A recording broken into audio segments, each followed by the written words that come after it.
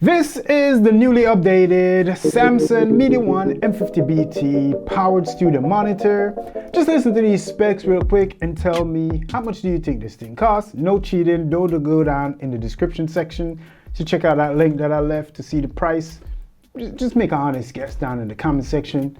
So here's the specs. It comes as a stereo pair with two 5¼ inch carbon fiber woven woofers with that butter rubber surround, and we'll go get into more on that later and why that is so important, and two 3/4 inch silk dome tweeters and 80 watts power output, 40 watts per channel. You get multiple ways to input on this device. You get an unbalanced RCA input as well as a 3.5mm TRS input, Bluetooth connection, and an additional TRS 3.5mm audio jack port out to a subwoofer just in case you may need a little bit more bass. However, you may not need it since this one already comes with a bass boost switch on board. So I think it's the price yet because my current fave is the AirPulse 880 Iris Audio active bookshelf speaker system, which costs about $700 right now, and they rarely ever go on sale, but it is an absolute buy, trust me, if you buy it. But enough with all of that. Let's get inside this thing. Let's check it out and see what it has to offer. We're gonna talk price, as well as audio performance and sound delivery, features and benefits, as well as who should buy this thing and why. Let's go.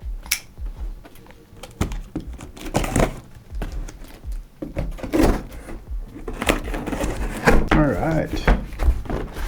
That's what it looks like on the inside. Immediately greeted with getting started guide. Get a power cable, audio jack cable, phone insert. There you go. Man, these things are actually bigger than I actually thought. They're way bigger than I thought. Okay, this is the slave because it's much lighter than the other one.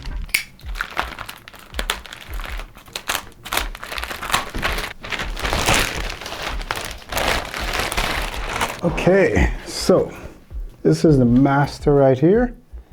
And these are all the connections on the back. Got the power port, out to the left speaker, the subwoofer out, stereo in. There you go. I'm gonna give you a close up, but there you go, what it looks like. And that is the carbon fiber woven woofer with that butter rubber surround, which should make things a little bit better for actually longevity. And actually with that actuation, that rubber should make things a little bit better for sound delivery. And that is the Samson MediaOne slave. All you can see, all it has is an input. That's that bass port. So these are definitely ported.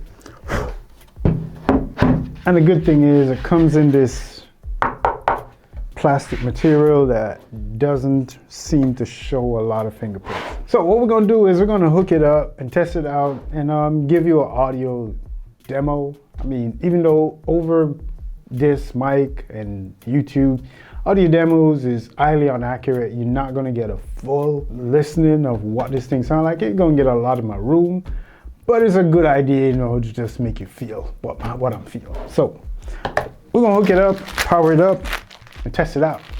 It's a couple seconds for you.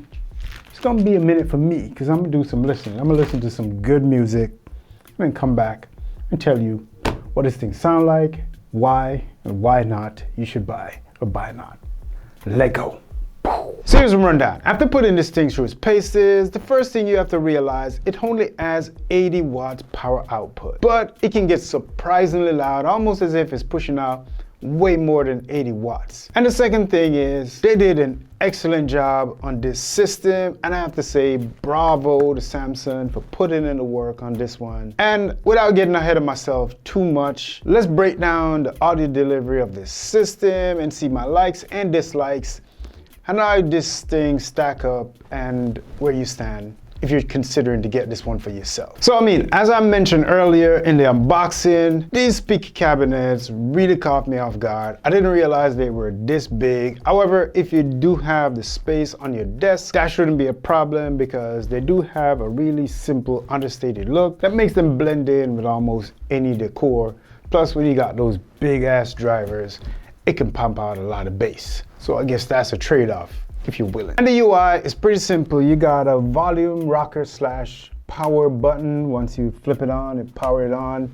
And you can rock the volume from there. You got an indicator status light, and you got a headphone jack power hub port on the opposite side. And as far as the back, you got an RCA input, a bass boost switch, a stereo input port, a subwoofer out port, and a left speaker connection port, as well as the power connection port.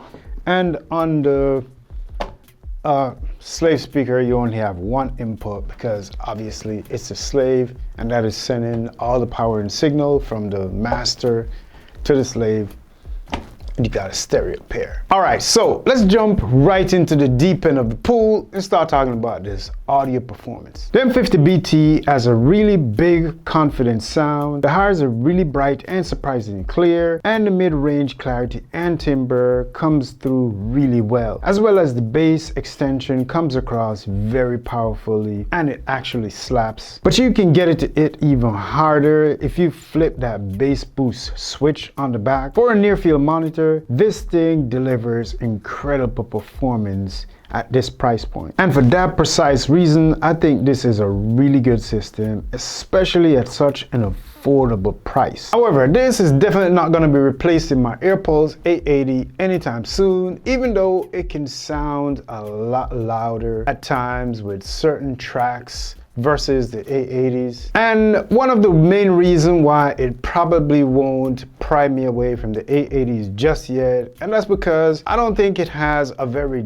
detailed and articulate sound, at least not enough to where I believe it can compare to the 880s, more articulate and more detailed and rich sound profile. I mean, don't get me wrong, it sounds really good, incredible, especially when you're playing certain genres of music. But I mean, versus the 880s, when I crank the volume up, this can get really loud. It sounds really good, but it also can creep very close into distortion level if you're not careful and you crank the volume too high. And it is especially noticeable when I'm playing songs like Hotel California, and in that opening instrumental arrangement when the band is getting the vibe on before they start. Things can get a little bit busy in that instrumental, so you have to crack the volume down just a little bit for it not to start cracking, start showing that it probably can't handle some of those higher frequencies without cracking too much. So yeah, that's just in my opinion. But other than that, once you play it at a reasonable volume, and even certain tracks, I mean, some tracks can be played much higher without hearing that, but then a lot more detailed tracks, and I like to listen to a lot of high quality files, I can hear it. So maybe to the untrained ear, you probably won't notice it, but my ear catch those things. And I also don't think that I would ever use the bass boost switch that comes on this one.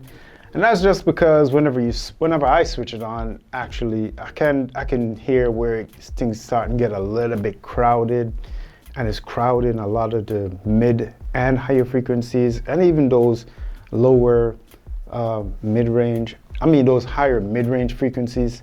So for that reason, I would probably never use it with the bass boost switch on.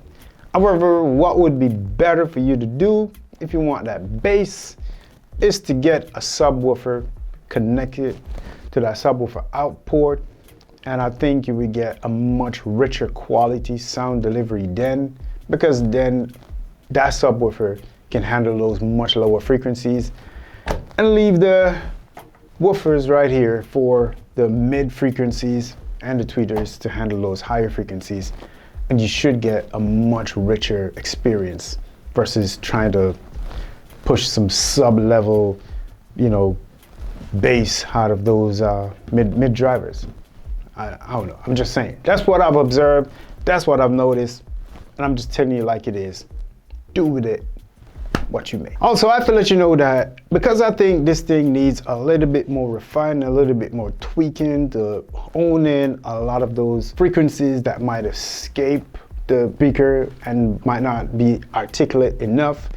I don't think this is ideal for somebody who's doing a lot of mixing and mastering of client work, if that's what you're trying to get it for. If you're doing some real client work and you're mixing and mastering tracks for clients, probably this is not the one.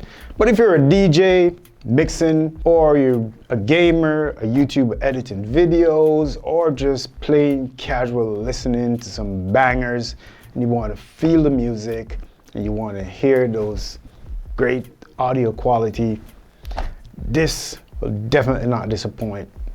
I highly recommend it for that because it sounds absolutely good. A few additional gripes that I probably want to sound off is inside the box they don't give you all the audio cables that you need to connect this to something like your laptop or I don't know, whatever equipment you want to connect it to. And I mean, while that is understandable since this is a Bluetooth speaker, and if you're using it with your laptop, you probably could connect it via Bluetooth. Not all Bluetooth devices and radios are made the same, so I would definitely want a much higher quality audio output.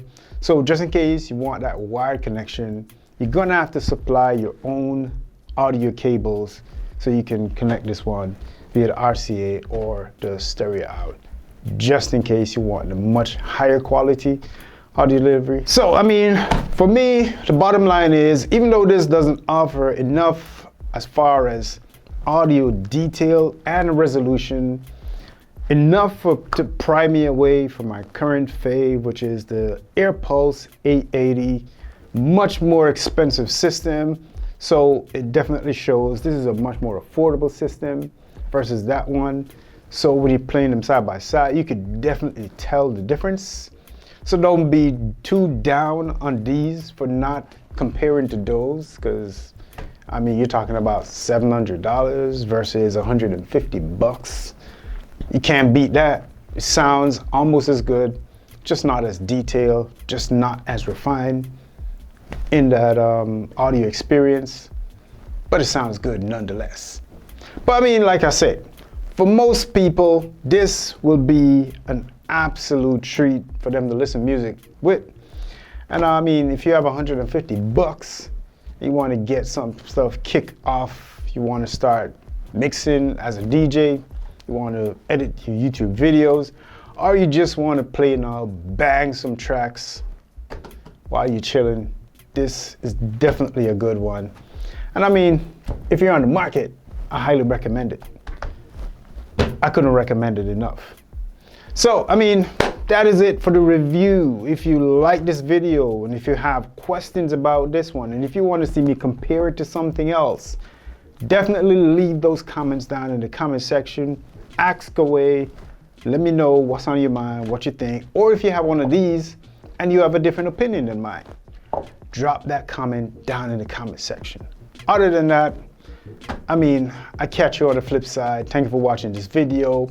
If you like my face and you want to see more videos like these, click my face to get subscribed. Watch one of these videos right here. And don't forget to hit the like button on your way out. Big up yourself.